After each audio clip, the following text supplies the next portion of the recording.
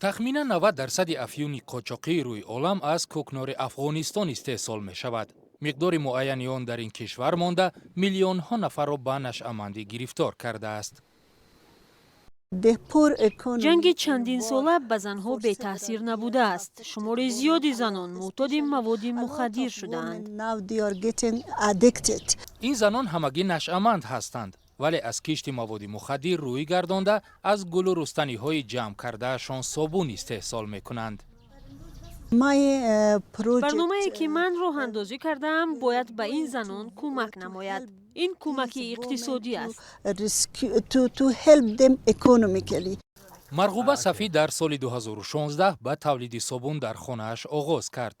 برنامه مبارزه با مواد مخدر سازمان ملل متحد این خانم افغان را به هندوستان برای آموزش صاحب کاری فرستاد. حالا مرغوبه صفی کارخانه باز کرده 20 زن سابق نشأه‌مند را به شغل مناسب تأمین کرده است.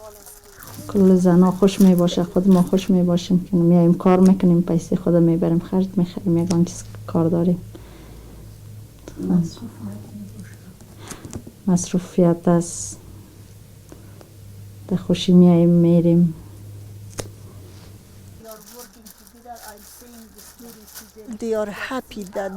من و زنان دیگر از کار و مشغولیت هایمان خوشحال هستیم. با پولی که از اینجا به دست میاریم نیازمندی هایمان رو برآورده میسازیم. از این رو با خوشحالی به اینجا می آییم.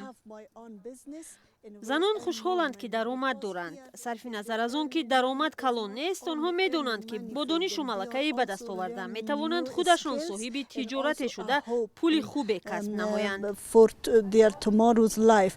در بین تخمیناً 3 میلیون معتاد مواد مخدر افغانستان 20% را زنان تشکیل می‌دهند، ولی زنانی که در کارخانه پیشرفت ایفای وظیفه می‌کنند با تولید عطریات مشغول بوده تلاش دارند خود را از استعمال مواد مخدر دور کنند.